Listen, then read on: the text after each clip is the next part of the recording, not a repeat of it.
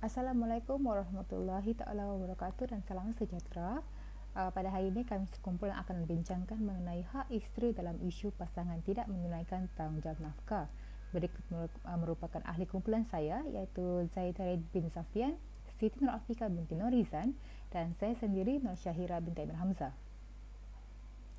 Pengertian nafkah. Nafkah bermaksud belanja seperti sesuatu yang diberikan oleh seorang suami kepada isteri, seorang bapa kepada anak dan kerabat dari miliknya sebagai keperluan asas bagi mereka.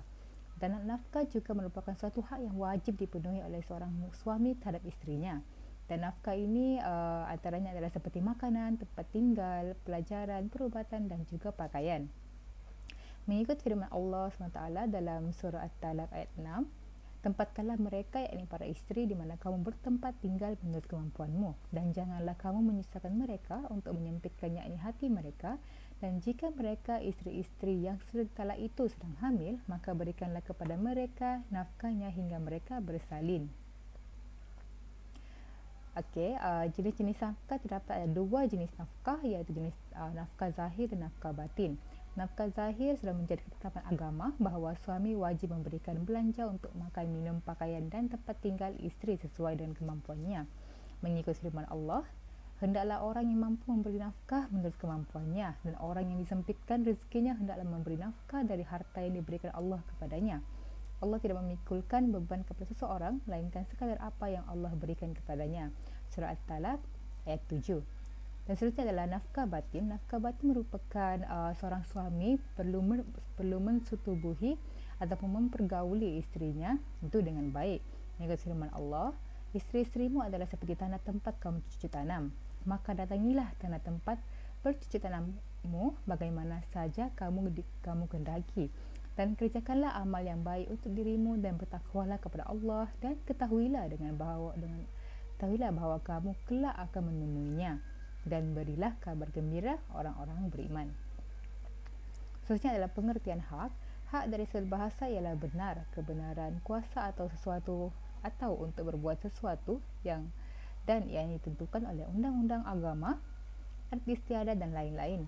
Menurut istilah, hak ialah sesuatu yang dapat mempunyai atau dikuasai, baik yang berupa benda maupun yang berupa wewenang. Dan kewajipan ialah sesuatu yang perlu diberikan, baik yang berupa benda maupun yang berupa perbuatan. Mengikut firman Allah, dan para wanita mempunyai hak yang seimbang dan kewajipannya menurut cara yang makruf. Akan tetapi, para suami mempunyai satu tingkatan kelebihan daripada isterinya, dan Allah Maha Perkasa lagi Maha Bijaksana. Surah Al-Baqarah ayat 228. Dan seterusnya adalah jenis-jenis hak. Terdapat 3 jenis hak, iaitu hak mendapat mahar, iaitu suatu pemberian wajib dari seorang suami kepada isterinya dengan sebab mereka berkahwin. Hak mendapat bimbingan dan tunjuk ajar. Isteri berhak mendapat dan menerima bimbingan dari suami dan tunjuk ajar serta nasihat daripadanya, sama ada dari sudut pendidikan agama, pergaulan, sama saudara, baik dari sebelah isteri maupun suami, dengan jiran tetangga, cara berpakaian, cara mengawal emosi dan sebagainya. Dan seterusnya adalah hak bekerja. Dalam konteks wanita bekerja, menurut Islam, hukum asal baginya adalah tidak perlu keluar untuk bekerja. Ini adalah kerana nafkahnya akan ditanggung oleh suami bagi yang telah berumah tangga, manakala yang tidak berkahwin akan ditanggung oleh bapa atau wali di bawahnya. Faktor atau situasi yang menyebabkan suami tidak menjalankan tanggungjawab nafkah. 1. Gaji lebih besar daripada suami. 2. Suami terlibat dalam perbuatan haram seperti berjudi, arak atau dadah. Suami mempunyai sifat malas. Suami yang tidak mampu dari segi kesihatan untuk bekerja. Suami menghadapi masalah keuangan. Suami melakukan poligami sehingga tidak mampu memberikan nafkah. Apa sahaja sebabnya, suami tetap wajib memberikan nafkah kepada isteri. Surah Al-Baqarah 2 ayat 233, yang bermaksud dan kewajipan bapa pula ialah memberi pakaian dan makanan kepada isteri itu menurut cara yang sepatutnya, tidaklah diberatkan seseorang melainkan menurut kemampuannya. Cara untuk suami menunaikan nafkahnya adalah 1. Memberikan nasihat kepada suami untuk menjalankan tanggungjawabnya, mewujudkan bantuan orang tengah seperti keluarga atau orang yang dipercayai, meminta bantuan hakim. 4. iaitu menuntut fasakh. Rasulullah bersabda dalam hadis riwayat Ibn Abbas, sebaik-baik dari kamu ialah mereka yang paling baik terhadap isterinya, dan aku adalah yang terbaik terhadap isteriku. Saya Haris akan membincangkan sebab-sebab wajib suami memberi nafkah kepada isteri. Sebab yang pertama ialah keturunan. Wajib bagi suami atau isteri jika ayahnya sudah meninggal memberi nafkah pada anaknya. Hal ini juga terpakai kepada cucu jika ayahnya sudah meninggal. Sebab yang kedua adalah perkahwinan. Wajib bagi suami memberi nafkah pada isteri setelah termeterainya ikatan perkahwinan melalui akad nikah yang sah. Daripada hadis ini dibacakan di bawah, dari Abdullah bin Mas'ud, Rasulullah SAW bersabda, "Wahai para pemuda, barang siapa yang telah mampu dalam kahwin, kerana perkahwinan akan lebih menundukkan pandangan dan lebih menjaga kehormatan. Kalau belum mampu, maka berpuasalah kerana puasa akan menjadi perisai baginya." Hadis riwayat Muslim.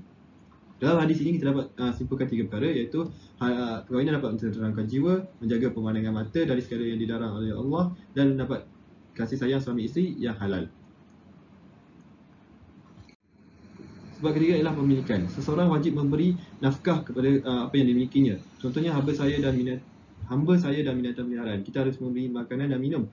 Apatah lagi kepada dalam aspek isteri yang menjadi milik suami itu. Jadi kita haruslah sebagai suami hendaklah memberi makan dan minum dan wajib menjaganya, dan jangan memberi beban yang terlampau berat untuk isteri pikul. Nusyus. Nusyus menurut mazhab Syafi'i, pengertian ialah merupakan hubungan yang tidak akur atau bersisih antara pasangan pernikahan. Kita juga boleh tafsirkan sebagai perbuatan atau perasaan yang tidak suka kepada suami atau isterinya. Kita juga perlu fahami bahawa nusyus adalah boleh berlaku pada kedua-dua belah pihak. Hukumnya adalah haram di sisi agama.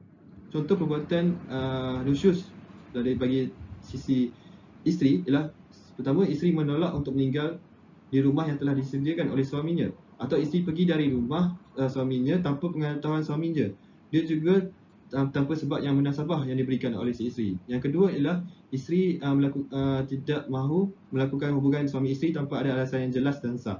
Yang ketiga, isteri tidak mahu tinggal bersama suaminya atau satu bumbung yang sama dengan alasan yang tidak dibenarkan oleh syariat.